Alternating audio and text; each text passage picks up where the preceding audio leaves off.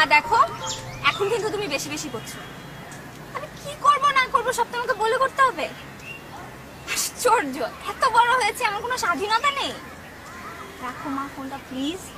আর কয়েক ঘন্টার মধ্যে যদি তুমি আমাকে একবারও ফোন দাও আমি আজ বাড়িতেই ফিরবো। ওটা নিয়ে তোমাকে ভাবতে হবে না, আমার যেখানে ইচ্ছা আমি সেখানে যাব। রাখলাম, বাবাকে বলে দিবে আর যেন ফোন না দেয়।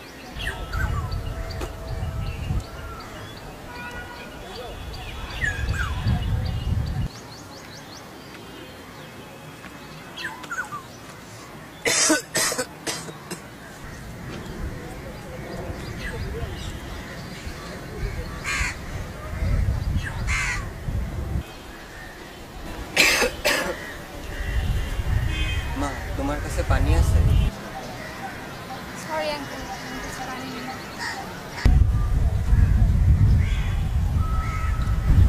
মামনি কি ইউনিভার্সিটি ছাত্রী?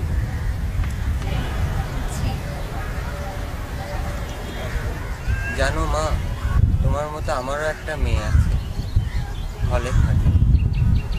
আমি লালবাগে থাকি। আমার একটা মুদি দোকান আছে।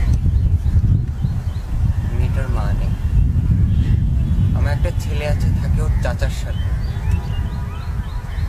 আমি প্রতিদিন মেয়েটার সাথে কথা বলি।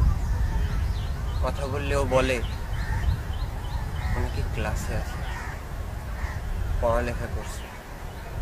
কথাটা শুনে আমার যে কি ভালো লাগে, খুশিতে আমার চোখে পানি চলে আসে। মেয়েটাকে আমি অনেক পড়ালেখা করাতে চাই, আমার যতটুকু সামর্থ্য আছে তা দিয়ে। মেয়ের কোনো আশায় আমি অপূর্ণ রাখিনি, যখন যা চেয়েছে তাই দিয়েছি। গতকাল থেকে মেয়েটির ফোন বন্ধ, তাই হলের টিচারের কাছে ফোন দিয়ে জানতে চাইলাম মেয়েটি কেমন আছে। সেই টিচার অনেক খোঁজ খবর নিয়ে বলে আমার মেয়েটি 5 দিন হলো হলে নেই, সে নাকি বাড়ি যাওয়ার জন্য ছুটি নিয়েছে। কথাটি শোনা মাত্র আমি টিচারকে বললাম আমি খুবই সরি, আমি বাড়িতে ফোন না দিয়ে আপনাকে ফোন দিচ্ছি, আমি সত্যিই খুব দুঃখিত। আমার মেয়ে কালকেও বাড়ি যায়নি। কালও আমার মেয়ের সাথে কথা হয়েছে, সে বলছে সে নাকি ক্লাসে আসে। অনেক খোঁজ খবরের পর এক বান্ধবীর কাছে ফোন দিয়ে জানতে পারলাম সে নাকি 7 দিনের জন্য কক্সবাজারে আছে একটা ছেলের সাথে। তোমাকে এই কথাগুলো কেন বলতেছি জানি না, তুমি কি বিরক্ত হচ্ছ?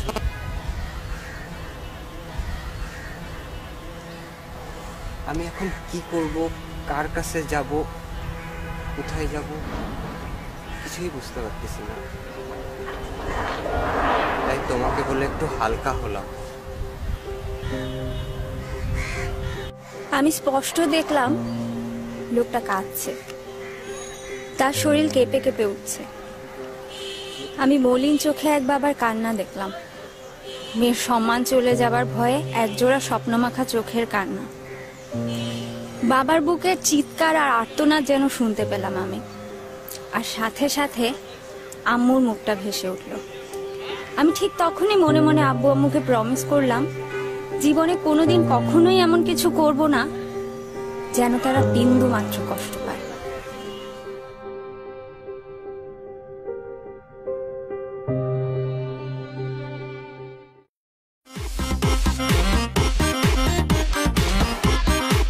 মৃত্যুদণ্ড এখন বলো, আমি বলবো না। হ্যাঁ মনে মনে পড়বে, মনে মনে পড়বে।